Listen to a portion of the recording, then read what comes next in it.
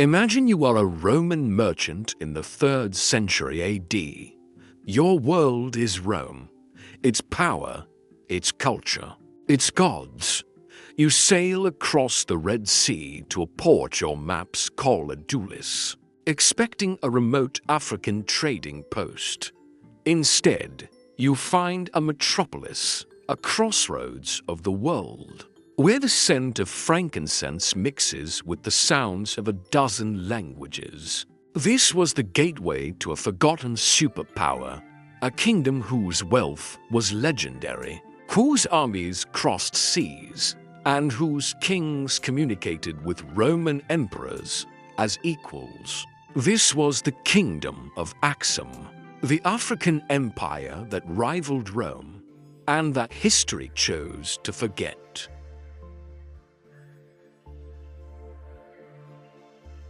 Our story begins not on the coast, but high in the mountains, on a fertile plateau nearly 2,000 meters above the sea. This was the heartland of Aksum. Its elevation provided a temperate climate, reliable rains for farming, and a natural fortress against invaders, allowing a unique civilization to flourish in relative isolation. Legends tie Aksum's origins to the Queen of Sheba and King Solomon, a foundational myth of immense cultural importance, while archaeology paints a more complex picture of indigenous African roots. This story highlights Aksum's ancient and proud sense of its own noble lineage. Long before they embraced the cross, the Aksumite kings erected monuments that still defy belief. From massive granite quarries, they carved colossal stelae, or obelisks, some weighing over 500 tons. These were not just markers, they were architectural marvels, stone skyscrapers for the dead. The largest of these, the Great Stele, stood over 33 meters high, the tallest single stone ever erected by humanity. How they were quarried and transported remains a subject of intense debate, a testament to Aksumite engineering and organizational power. The source of Aksum's power was not in its mountains, but on the coast. The port of Adulis was the engine of its economy, perfectly positioned to dominate the lucrative trade route between the Roman Empire and India. It was one of the most important commercial centers of the ancient world. Through Adulis flowed the treasures of two continents. From the African interior came ivory, rhinoceros horns, incense, and gold. From Rome came glass, wine, and textiles. Aksum stood at the center, its merchants and kings growing fabulously wealthy by controlling this global flow of commerce.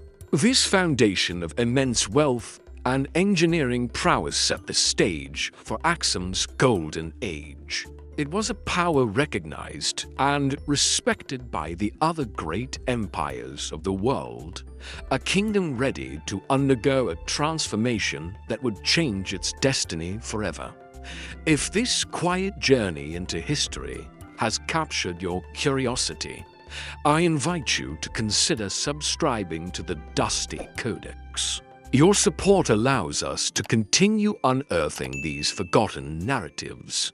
Before we witness Aksum's great religious shift, I would be interested to know what aspect of Aksum's early power, the stelae or the trade, do you find more impressive? Share your thoughts in the quiet comments section below.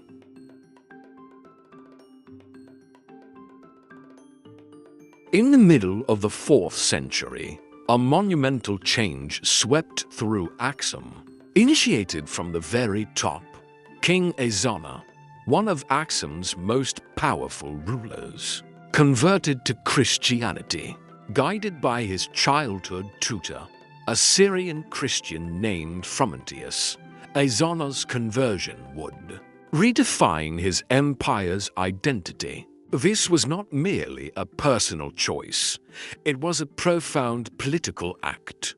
By embracing Christianity, Izana aligned Aksum with the Roman Empire under Constantine, transforming his kingdom from a major trading partner into a fellow Christian superpower, a defender of the faith in Africa and beyond. Nothing declared Aksum's new identity more boldly than its currency. King Izana began to mint beautiful gold, silver, and bronze coins. Initially, they featured the crescent and disc, symbols of older South Arabian gods. But after his conversion, this symbol was replaced with the cross. Aksum became one of the very first states in the world to feature this potent symbol on its coinage. A clear message sent with every transaction across the known world. Aksum was a Christian empire, equal in faith and status to Rome itself.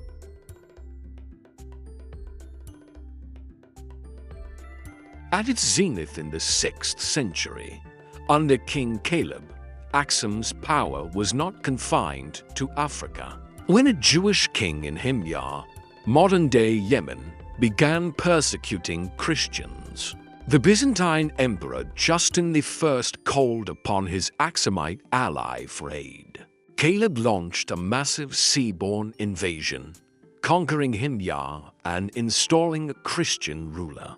For a time, Aksum was an imperial power with significant territory in both Africa and Arabia, the undisputed guardian of the Red Sea.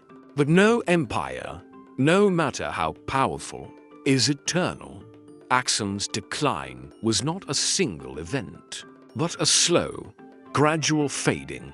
The rise of the Persian Sasanian Empire, and later the Islamic Caliphates, challenged and eventually broke Aksum's control over the Red Sea trade routes. Global trade shifted away from the Red Sea, starving Aksum of its primary source of wealth. Possible environmental degradation and climate change in their highland home further weakened the state.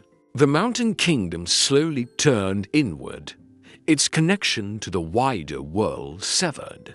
Though its political power waned, Aksum was never truly lost. Its legacy endured, transformed. It bequeathed its Ge'ez script, its stunning rock-hewn church architecture, and most importantly, its deep-rooted Christian faith to the Ethiopian civilizations that followed. The story of Aksum is a vital reminder that history is not a simple narrative centered on Europe. It is a rich, complex tapestry woven with threads from every corner of the globe. The Kingdom of Aksum was not just a rival to Rome. It was a brilliant world power in its own right, a golden chapter in the history of Africa and the world.